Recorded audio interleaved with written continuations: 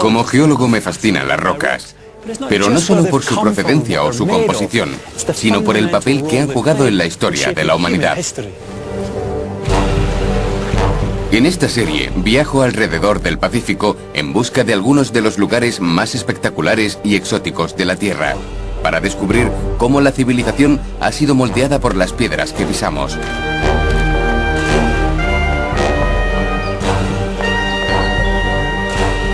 Hoy me encuentro en el escarpado paisaje vertical de los Andes peruanos. Aquí se encuentran algunos de los picos más altos del hemisferio occidental y uno de los climas más impredecibles y destructivos del mundo. Es una tierra azotada por terremotos y devastada por volcanes. Aún así, hace 500 años estaba dominada por los incas. Su civilización forjó un magnífico imperio, equivalente al de la antigua Roma, en uno de los lugares más inhóspitos del planeta. Voy a emprender un viaje a través de Perú, desde la desértica costa hasta los elevados picos. Quiero descubrir los retos geológicos a los que se enfrentaron y el secreto del éxito de los incas. Viaje al centro de la Tierra, Perú. En la orilla este del Pacífico, el continente sudamericano está dominado por los Andes. Con casi 7.000 kilómetros de longitud, esta cadena montañosa fue la columna vertebral del Imperio Inca, comprendiendo algunos de los picos más altos y los cañones más profundos.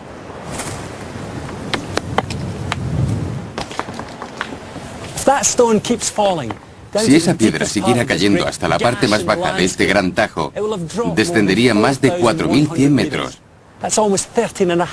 Se trata del cañón Colca.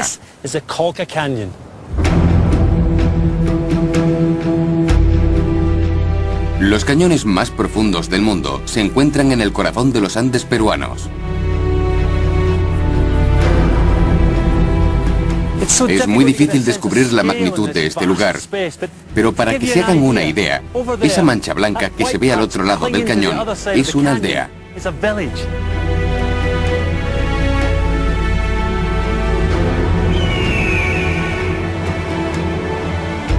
El Colca es 2 veces más profundo que el Gran Cañón y acoge a estos magníficos cóndores, las aves de presa más grandes del mundo.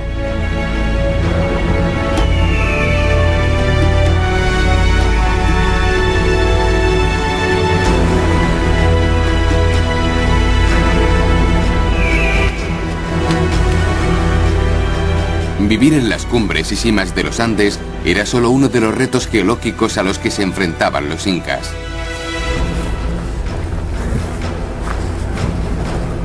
A lo largo de la cordillera existe una cadena de decenas de volcanes activos, capaces de entrar en erupción.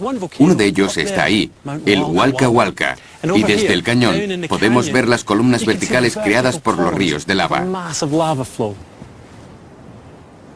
El suelo que piso suele ser agitado por terribles terremotos. Encuentro bastante extraordinario no solo que los incas sobrevivieran a este entorno geológico tan inestable, sino que prosperaran en él.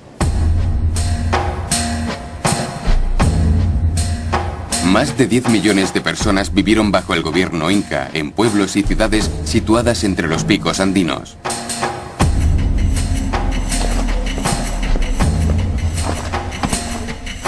Quiero saber cómo construían edificios capaces de sobrevivir a la violenta actividad sísmica de la región. Cómo cultivaron cereales para alimentar a los millones de personas en estas escarpadas laderas, en un clima tan hostil y a tanta altitud. Cómo se las arreglaron para comunicar los distantes rincones de su vasto imperio. Unos 130.000 kilómetros cuadrados de extremos geológicos, desde montañas nevadas a áridos desiertos. En 1530 el Imperio Inca abarcaba, además de lo que actualmente es Perú, gran parte de lo que se convirtió en Bolivia, Chile e incluso zonas de Argentina y Ecuador. Lo que diferencia a la Inca del resto de las civilizaciones andinas que la habían precedido fue su conquista tanto de las tierras altas como de las bajas. Espero que mediante el estudio de estas zonas geológicas pueda comprender cómo lo lograron. Y voy a comenzar por aquí, con un viaje a lo largo de la gran costa peruana, por la carretera panamericana.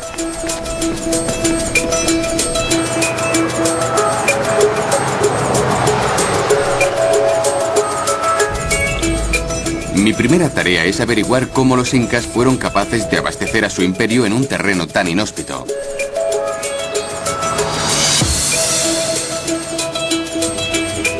Lucio es mi guía en este tramo del camino. Y a medida que circulamos junto al Pacífico, lo más sorprendente es la dureza del paisaje costero de Perú. Un desierto inhóspito con pocas precipitaciones en el que es imposible cultivar nada, ahora y hace 500 años. Para los incas la costa también era estéril, pero seguía siendo un recurso vital, y todo se debía a la geología. Justo enfrente de la costa hay una profunda zanja oceánica. Sus frías aguas albergan a una de las pesquerías más ricas del mundo, suministrando a los incas abundante alimento. Los incas hacían sus barcos con juncos, ya que crecían muy pocos árboles en estas tierras. El diseño original permaneció inalterable durante 500 años y aún sigue utilizándose en algunos sitios. Son los caballitos de Totora. Hello. Hola. Hi, I'm Ian. Nombre Ian. Mi nombre es Luis. Luis, Sí. hiya. Caballito. This is it, caballito. Grande. It's very grande, isn't it? Gosh, amazing. ¿Quieres? Yeah, let's do it. Yeah, could we? Sí, sí. Go ahead. El agua.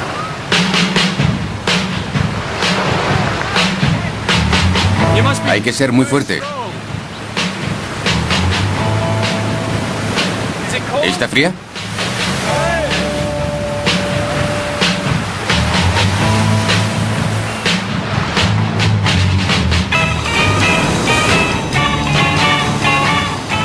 En teoría hay suficiente pescado frente a estas costas para alimentar un imperio tan grande como el de los incas. Quizás no tenían necesidad de preocuparse por esas montañas tan inhóspitas. The coastal people La here. gente que vivía en esta costa dominaba las técnicas para pescar en estas aguas y aprovechaban al máximo lo que les ofrecían. Pero había un problema, There's one problem. el niño. Desde hace siglos, los pescadores peruanos saben que cada pocos años estas aguas se vuelven más cálidas.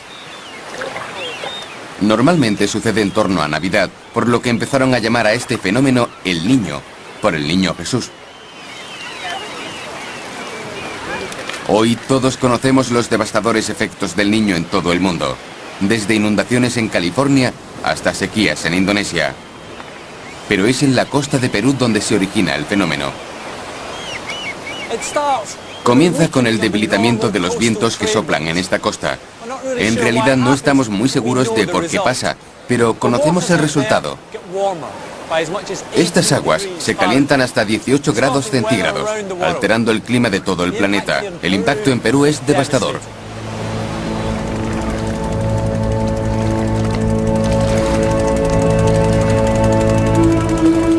El calentamiento cambia el equilibrio de la vida marina. El plancton muere y el número de peces desciende. Los incas también debieron hacer frente a este problema, por lo que depender exclusivamente de la pesca era demasiado arriesgado.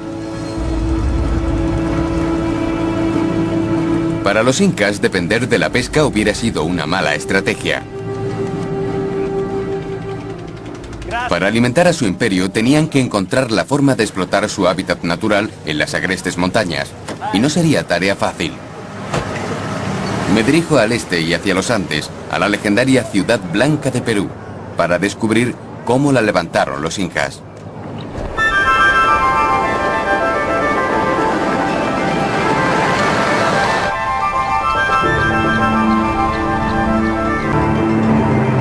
A medida que ascendemos, me voy dando cuenta de las dificultades que debieron encontrar a la hora de cultivar estas tierras.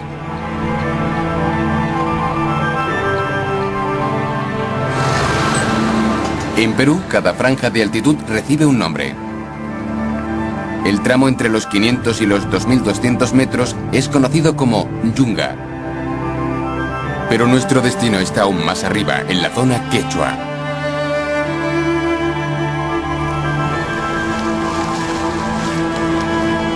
Este es nuestro destino.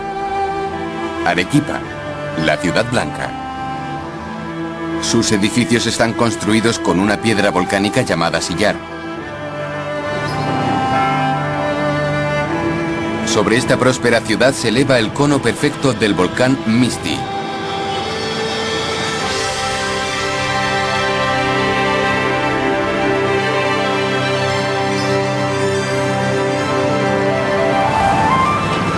Según cuenta la leyenda, la antigua Arequipa recibió el nombre de un emperador inca que regresaba de una guerra de conquista. Agotado, llegó al valle y dijo en su idioma, Arequipai, que significa, hagamos un alto aquí. Arequipa se encuentra a 2.200 metros de altitud. Cultivar con éxito esta tierra a tanta altitud era cuestión de vida o muerte para los incas. Para averiguar cómo lo lograron, voy a reunirme con Juan Osio, uno de los historiadores más eminentes de Perú.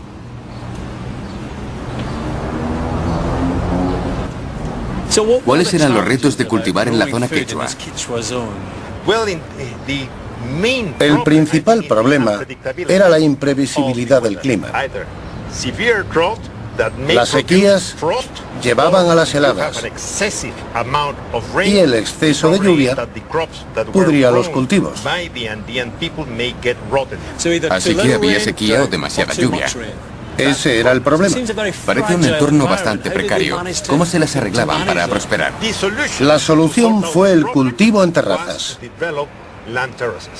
¿Terrazas? Terrazas. Genial.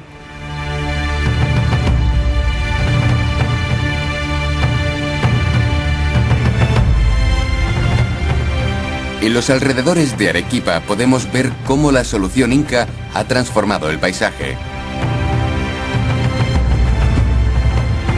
Hay terrazas por todas partes. And terraces. And terraces. And terraces.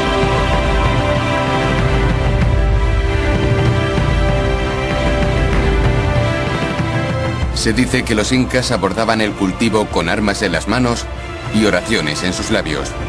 Para ellos, la agricultura era como la guerra, una victoria arrancada a la tierra.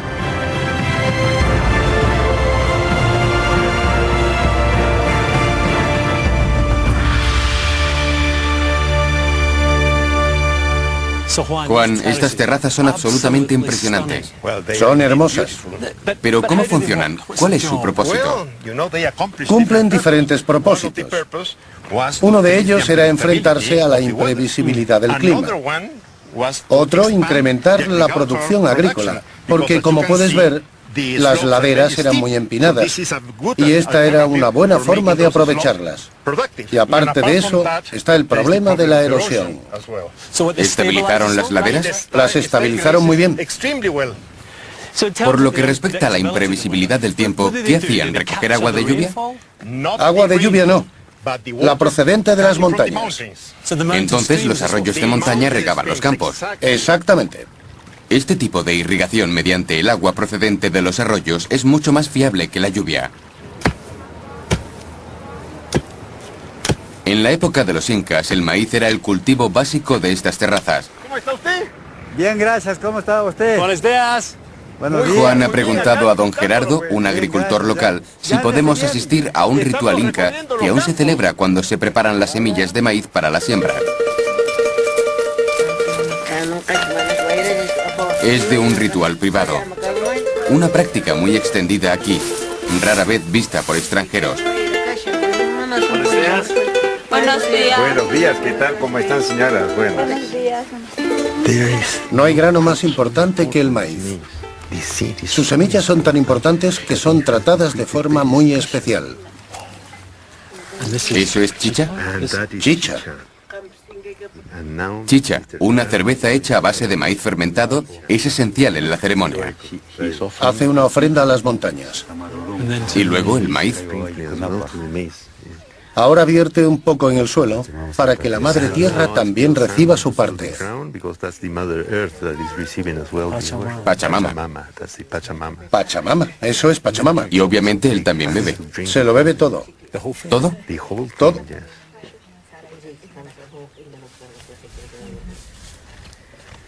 Wow. Vaya. Te toca. Gracias, muchas gracias. ¿Es fuerte? No, es muy suave.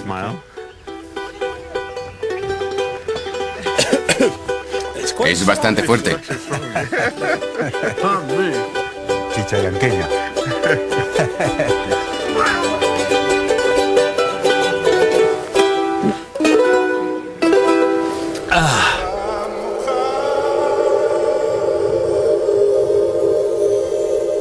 Cultivar estas laderas es una lucha constante. Para prosperar, el maíz necesita un clima cálido y húmedo, además de una temporada de crecimiento relativamente larga. Cada año los cultivos se ven azotados por la sequía y las heladas son una amenaza constante. Además de la pesca de la costa, los incas no podían garantizar que las terrazas les suministraran alimentos para su vasta población cada año. Necesitaban explotar todos los recursos posibles allá donde se encontraran. Lucio y yo partimos de nuevo montaña arriba.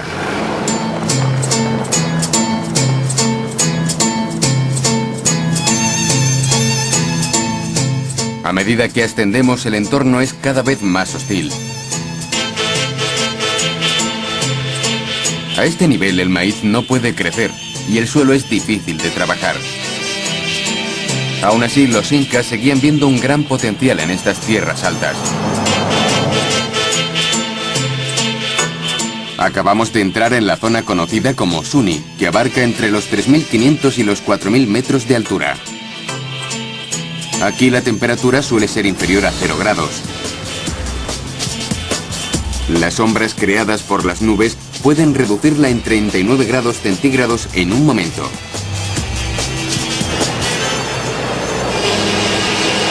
Pero los incas contaban con un tipo de cultivo muy especial que significaba que esta zona Suni les ofrecía sus tierras más productivas. Para averiguarlo me voy de compras.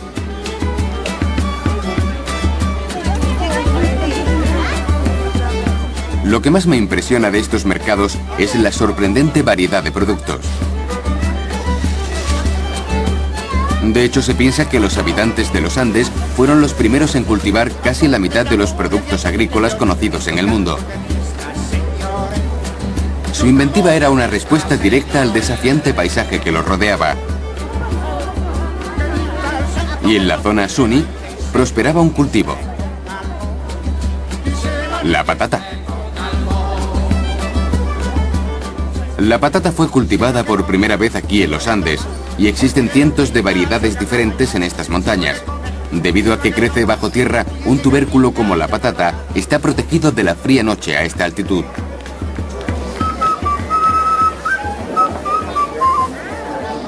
Hola. Hola. ¿Qué es esta? Oyoko. Oyoko. Oyoko. Ok. Tres. Tres. Like, nice. Este. Oca. Oca. Oca. Okay, oca. That looks fantastic. Look at that. ¿Qué es? Maca. Maca. Maca. This is maca. I hear this is an aphrodisiac. Bueno. Mucho bueno, eh? Dos. I better have. Try two. Cinco. Cinco solas. Muchas gracias. Adiós. Aprovechando esta gran diversidad de productos, desde el maíz en los valles hasta las patatas y otros tubérculos aquí arriba, los incas dominaron el arte de la supervivencia en alturas de hasta 4.000 metros. Pero no se detuvieron aquí. Algunas de las tierras más importantes se encuentran incluso a más altura. Y para llegar allí, dejaremos el coche y utilizaremos un medio de transporte tradicional de los Andes.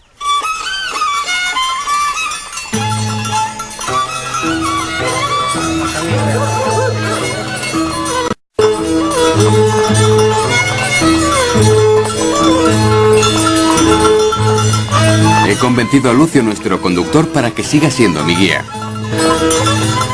Estos animales tienen que caminar muy despacio.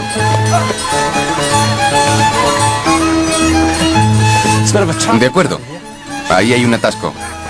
Oops. Vaya.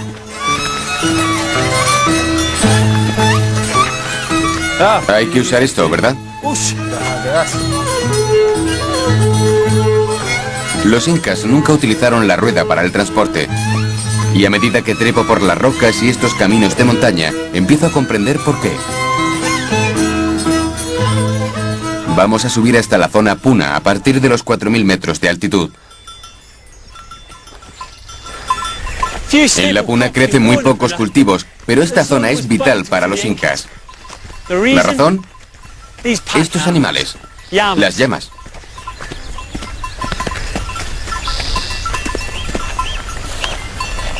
En la Puna es donde a las llamas les gusta pastar, pues aquí abunda la dura hierba ichu. Aquí al corral. Las llamas eran vitales para los incas. Miles de ellas transportaban mercancía para el ejército, los proveía de piel, lana y comida, e incluso las utilizaban para hacer ofrendas al dios del sol.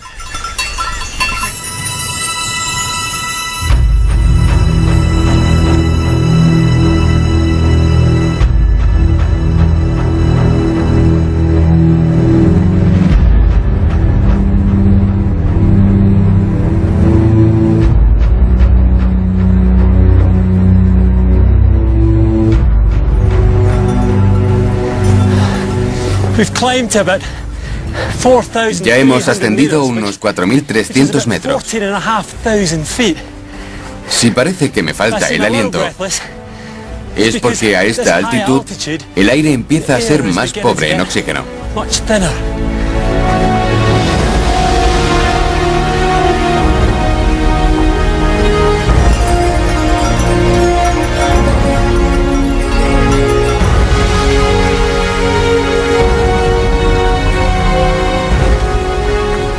Cada vez que respiro llega menos oxígeno a mi cerebro y corro el peligro de sufrir el mal de altura o hipoxia. Los síntomas son dolor de cabeza, falta de aire, náuseas y desmayo. Lo peor es que la hipoxia podría dejarme en coma.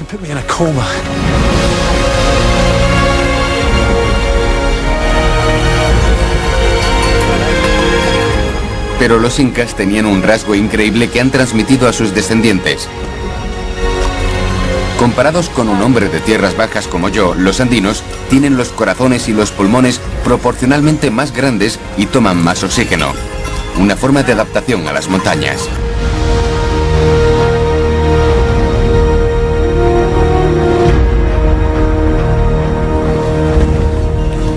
Podría haber otro secreto en la resistencia inca, y es algo que no tiene nada que ver con la adaptación geológica. Lucio, creo que es hora de probar esas hojas de coca. ¿En serio? Sí, me duele la cabeza. Vale, voy a darte algunas. No se trata de cacao, sino de coca, un estimulante natural que crece en esta zona. No se metan nunca una planta silvestre en la boca, a menos que sepan lo que hacen. Lucio va a enseñarme cómo utilizar este antiguo remedio inca. Póntela en la boca y después enróllala con la lengua. La enrollo. Exacto. ¿No me hará flipar? No, es como un café. ¿Como un café? Sí. Vale, me tomaré un café. ¿Quieres más? ¿Más? Bueno. Una hoja de coca enrollada dará a mi cuerpo la energía que necesito. El propio acto de masticar durante varias horas ayuda a acelerar la digestión de comidas ricas en carbohidratos, como las patatas que compré en el mercado.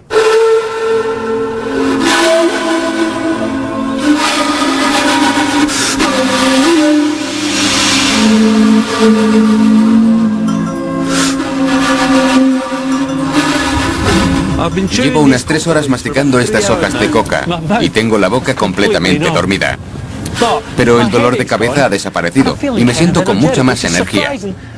Lo cual es sorprendente porque he subido a más altitud que nunca en mi vida.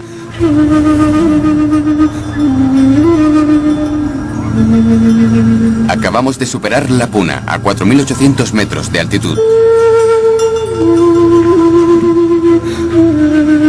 Ahora mismo nos encontramos a más altura que en la cumbre de cualquier pico estadounidense, excepto Alaska. Y debido a que aquí hace más calor, por estar más cerca del Ecuador, sigue sin haber nieve.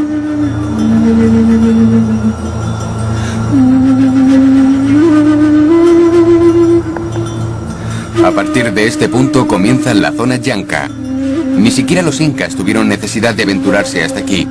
No habría crecido ningún cereal y a las llamas les resultaría imposible pastar.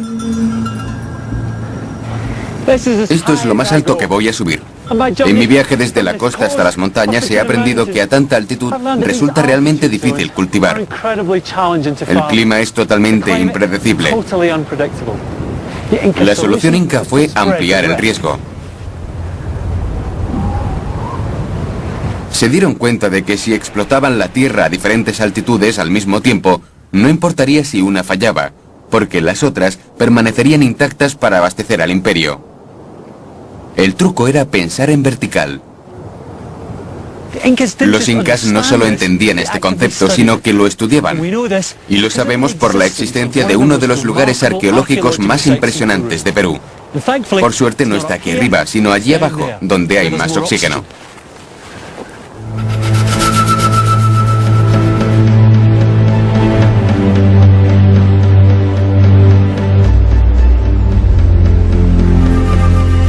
Esto es Moray.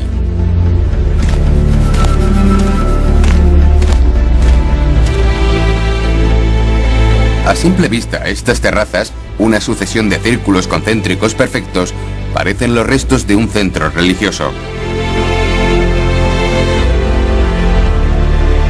Pero se trata de algo más sorprendente. Hace 500 años esto era un laboratorio, un invernadero, y es una reliquia de los avances agrícolas de los incas.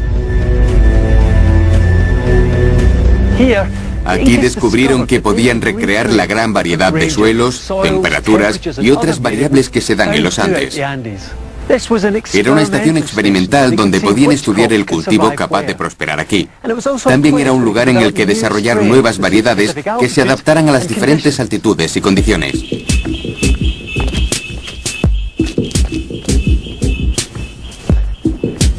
En esta pequeña zona podía llegar a haber hasta 20 zonas ecológicas diferentes. Y ello era posible gracias a la geología de este lugar. La piedra caliza que se encuentra bajo la superficie absorbe el agua y debido a su acidez disuelve la roca formando estos agujeros o cráteres en el paisaje.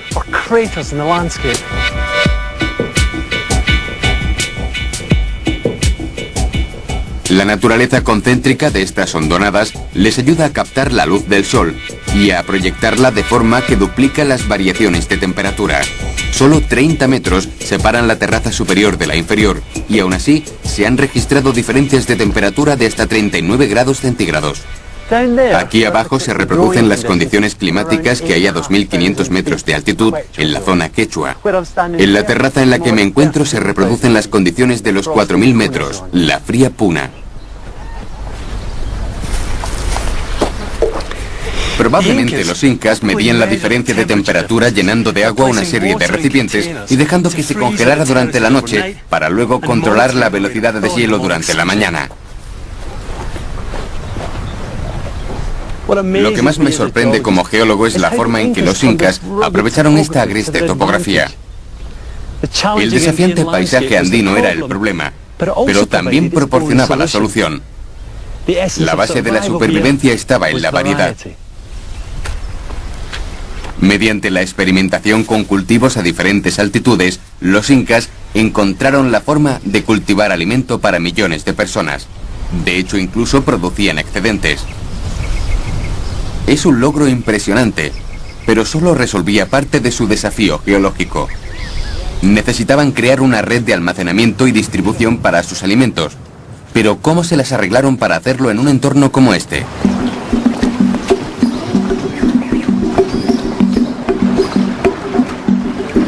Me encuentro en el pueblo de Ollantaytambo. Es un buen lugar para buscar pistas, porque parece detenido en el tiempo. Este es Peter Frost, un historiador inglés que lleva 18 años viviendo en Perú. ¿Qué tiene Ollantaytambo de especial? Es realmente singular, porque es el único asentamiento que conserva el trazado, las calles e incluso los patios incas, y sigue estando habitado. Ollantaytambo nos ofrece una verdadera visión de cómo organizaban los incas sus pueblos. Y debido a que el lugar está tan bien conservado, nos muestra exactamente cómo almacenaban sus excedentes de alimentos. Lo hacían en una enorme red de almacenes que se extendían por todo el imperio. Hay uno justo ahí, en esa montaña, ¿lo ves? No. Está encima de los árboles, 3 filas de almacenes. Sí. Está casi colgando en la pared de piedra. ¿Eran sitios así donde solían situar sus almacenes? Sí, los construían en lugares inaccesibles por una serie de motivos. Primero, era un lugar fresco, debido a los vientos y al frío. También era inaccesible, por lo que la gente no autorizada no podía llegar. Y quizá el último era para que la gente siempre fuera consciente de que aquellos almacenes estaban allí para su beneficio. Los almacenes ayudaban a estabilizar el imperio inca, suministrando alimento en épocas de hambruna o desastres. Con tan grandes reservas de comida, los incas necesitaban medios de distribución y para ello necesitaban caminos. Puede parecer algo inconcebible en los difíciles terrenos de los Andes, pero el imperio inca estaba comunicado por una red de caminos de 40.000 kilómetros. Y como no conocían la rueda, estas calzadas se diseñaron para viajar a pie. Fueron construidas con sofisticados drenajes y se colocaron en las laderas kilómetros de escalones, todo con sencillas herramientas de bronce. Estos caminos se utilizaban para transportar comida y eran claves en la administración del imperio. Los funcionarios viajaban a lo largo de ellos y también la información. Unos mensajeros especiales llamados chasquis transmitían los mensajes a través del imperio, corriendo a relevos a lo largo de caminos como este. Operaban desde las estaciones en intervalos regulares y podían llegar a cubrir hasta 240 kilómetros al día, una distancia impresionante teniendo en cuenta lo escabroso del terreno. Los chasquis eran entrenados desde la niñez para recordar mensajes verbales a la perfección. La exactitud estaba garantizada, ya que sufrían severos castigos si cometían algún error. Los mensajes verbales no eran lo único que transportaban los chasquis. También llevaban estas cuerdas anudadas llamadas quipus. Estas eran tremendamente importantes para los incas, ya que no tenían lenguaje escrito y utilizaban los nudos para recordar información estadística importante para el funcionamiento del imperio. Por ejemplo, cuánta mercancía se guardaba en los almacenes en épocas de emergencia. Parece que los incas desarrollaron un sistema que solucionaba las dificultades de construir un imperio a gran altitud. Pero por desgracia para ellos, las extremas condiciones climáticas y la topografía solo eran parte del reto. Todas sus construcciones tenían que sobrevivir a frecuentes terremotos que azotaban esta región. Recientes desastres naturales en Perú nos dan una idea de a qué se enfrentaban los incas hace 500 años. De nuevo me pongo en camino con Lucio para mostrar a qué me refiero. Viajamos en dirección noroeste, a la trágica ciudad de Yungay.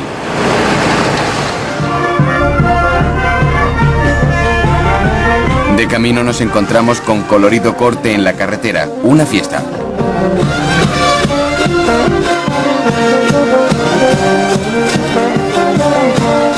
En los Andes hay frecuentes y ostentosas celebraciones.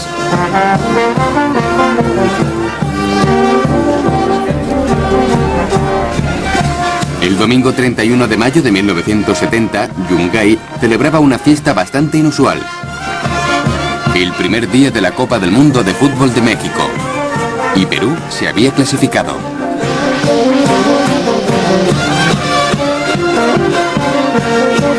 Yungay estaba situada a la sombra del Huascarán, que con casi 7.000 metros de altitud es el pico más alto de los Andes peruanos.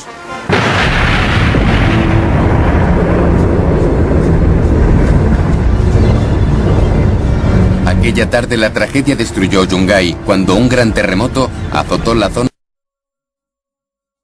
con 8 en la escala Richter, con una potencia equivalente a 400 veces la de la bomba de Hiroshima. El terremoto sembró la muerte y la devastación en muchas ciudades.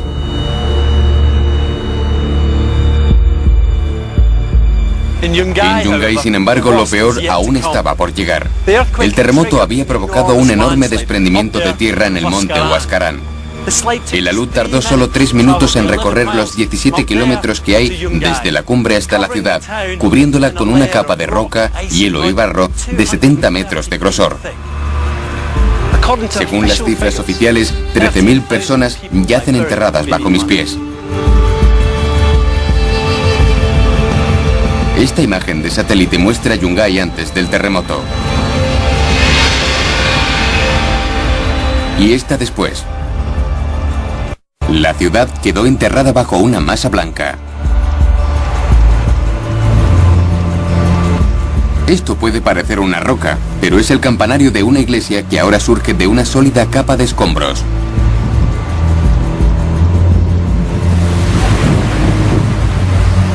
Este es el aspecto de un autobús aplastado por un desprendimiento de tierra. En Huascarán aún puede verse la cicatriz dejada por los 50 millones de metros cúbicos de tierra desprendida.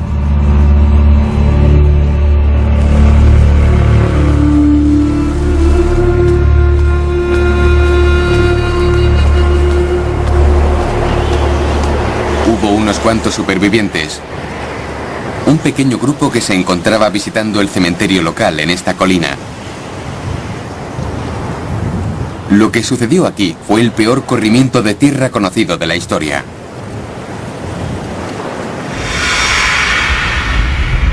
Los terremotos ocurren porque el planeta está cubierto por una serie de placas tectónicas flotantes.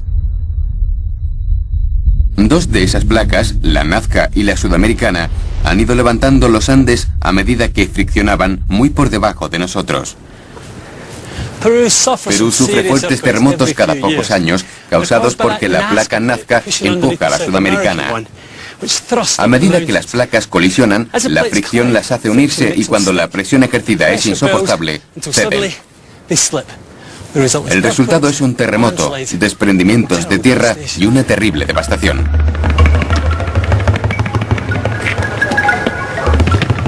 Los incas lo sabían todo sobre los riesgos geológicos de la región. Y a pesar de que poco podían hacer ante los desprendimientos de tierra en una montaña, sí podían diseñar edificios capaces de soportar fuertes terremotos.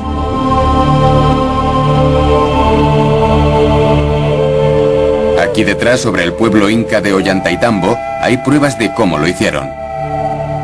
Estas piedras monumentales eran parte de la respuesta inca a la violenta actividad sísmica que azotaba a su imperio. Están increíblemente bien cortadas. Ni siquiera se puede meter una moneda o una hoja de papel entre ellas. Y sin necesidad de argamasa. Las piedras son más pequeñas a medida que la pared crece, lo que hace que el edificio sea increíblemente estable. Y si se observan de cerca las juntas, se puede ver que están muy bien unidas. No están rectas, más bien forman un puzzle engranado que minimiza las líneas de debilidad. Y todo ello contribuye a que esta construcción sea a prueba de terremotos. Ventanas, puertas y la mayoría de las paredes están inclinadas hacia adentro para hacerlas más fuertes y resistentes a los temblores. Pero ¿cómo se las arreglaron para cortarlas sin acero? ¿Y cómo transportaron estas enormes piedras en ruedas? Al parecer, podemos encontrar algunas pistas al final de esta rampa. Tenemos al historiador Peter Frost para hablarnos del tema. Hola Peter, ¿qué tenemos aquí? Es una piedra cansada. Seguro que lo está. ¿Qué es una piedra cansada? Es una piedra que no llegó a ser sacada de la cantera. ¿Puede darnos una idea de cómo fueron cortadas? Sí. En realidad tenemos que subir a la piedra para ver cómo lo hicieron. ¿Ves estos agujeros en la superficie? Sí, no me parecen naturales. Y no lo son. Los incas utilizaron piedras martillo. Esto es una piedra martillo, hecha de hematita. Mineral de hierro, pesa bastante. Sí, mucho. Y es muy efectivo a la hora de tallar la superficie de una piedra más blanda. Entonces lo que hacían era golpear la roca. Exacto. Debió llevarles años. No tanto como crees. Hay gente que ha imitado el trabajo de los incas en canteras. Y de hecho, no lleva tanto tiempo como cabe pensar. Esta piedra es enorme. ¿Cómo la transportaron? Campo a través, desde las canteras. Y con suficientes cuerdas y hombres puede hacerse. Por supuesto, los incas tenían una increíble reserva de mano de obra. Y parece que nunca les faltó gente. A pesar de ser maltratados por la geología, con un paisaje casi vertical y devastadores terremotos, los incas fueron lo suficientemente ingeniosos para contraatacar y prosperar. Aún así, la suya es una historia con un giro cruel. Para mostrarla, he venido a la capital inca, Cuzco.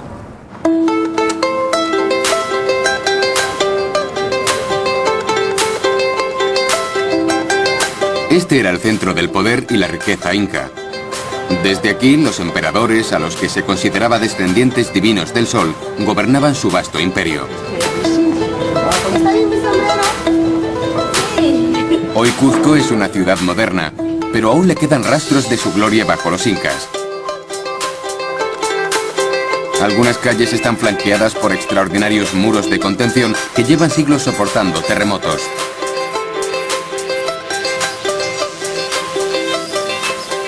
El orgulloso imperio inca fue construido para superar los retos de su entorno geológico. Aquí vivió un pueblo que sabía cómo cultivar en las montañas, administrar un escarpado terreno y construir magníficas carreteras, almacenes y edificios para soportar los temblores de la tierra. Probablemente pensaron, ¿qué podría salir mal? Al final, por supuesto, su perdición fue producto del gigante crisol que había bajo sus pies. Oro. Cuesta creer que estos brillantes objetos empezaron siendo un caldo rico en metal inyectado en el corazón de las montañas mediante agua a alta temperatura y posteriormente liberado por la erosión de los ríos para formar partícula o pepitas de oro puro.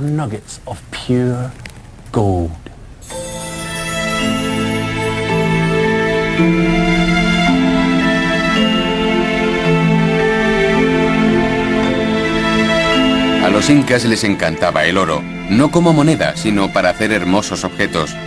Para ellos solo cobraba valor cuando era transformado en joyas ceremoniales, estatuillas y ornamentos para tumbas y templos.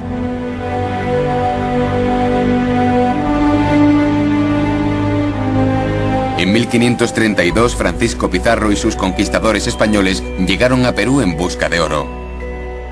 A pesar de haber conseguido dominar sus tierras, los incas no estaban preparados para la llegada de los españoles.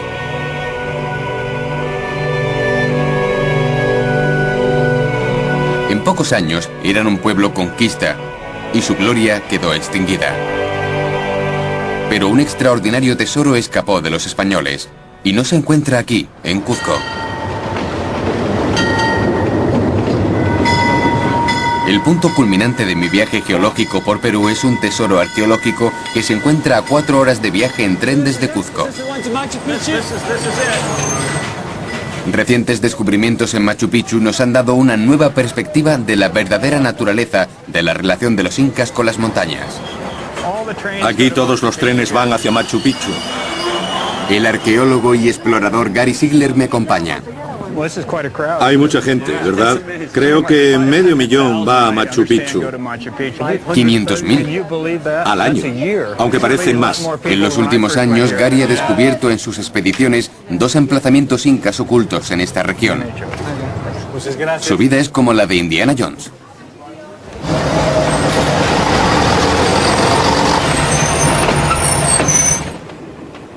Machu Picchu fue descubierto en 1911 por otro explorador norteamericano, Hiram. Gary va a mostrarme algo en Machu Picchu que estos turistas no encontrarán en sus guías. Algo que ni siquiera Bingham conoció. Oculto en este lugar hay un antiguo código geológico que solo ahora ha podido ser descifrado.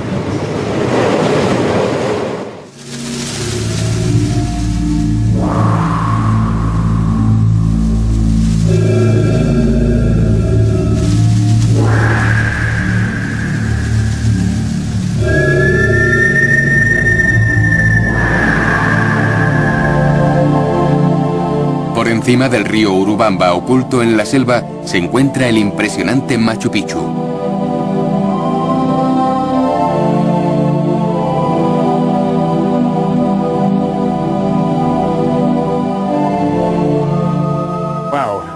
Mira esto.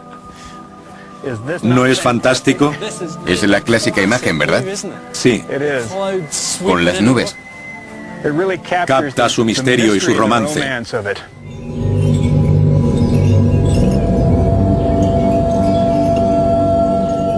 Hasta hace poco tiempo, la importancia de las montañas que rodean Machu Picchu no ha sido apreciada por completo. Y estos picos son la clave para descifrar el código geológico de los incas. Gary me lleva a una serie de lugares en los que señala rocas grabadas. Me muestra las llamadas piedras réplica, que reproducen las formas de las montañas que hay detrás de ellas.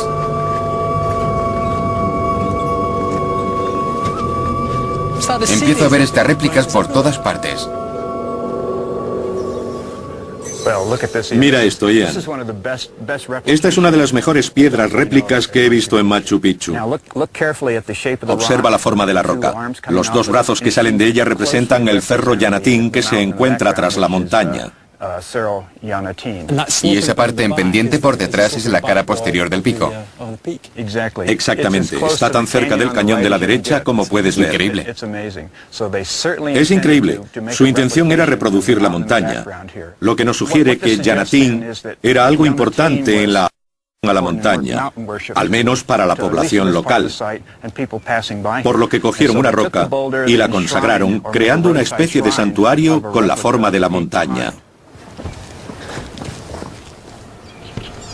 La religión inca veneraba no solo a las montañas, sino también a las piedras y las formaciones rocosas. Su arquitectura estaba pensada para armonizar con la roca circundante. Y aquí está esta enorme escalera. ¿Es de piedra? Así es, tallada en roca viva.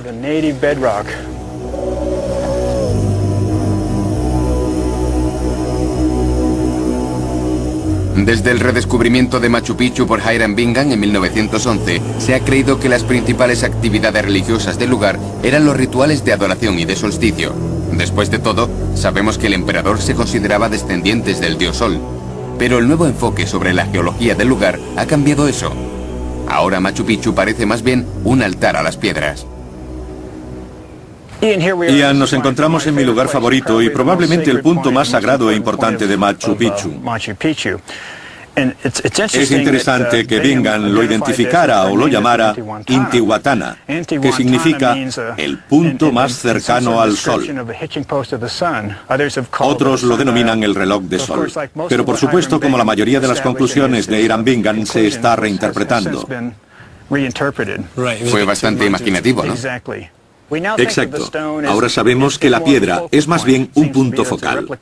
Parece ser una réplica del monte Huayna Picchu. Y probablemente representa al monte como deidad protectora de la ciudad de Machu Picchu.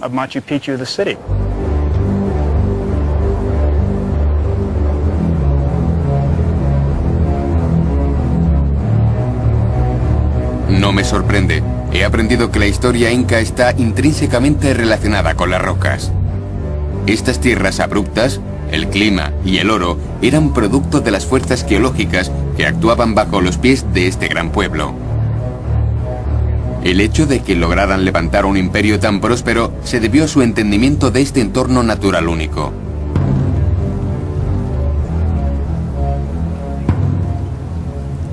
Los secretos de Machu Picchu recientemente descubiertos demuestran que los incas no solo comprendían estas magníficas montañas, sino que las adoraban de una forma profunda y, para mí, conmovedora. A lo largo de mi viaje por Perú he descubierto que este respeto y veneración por los Andes sigue siendo parte esencial de la vida aquí.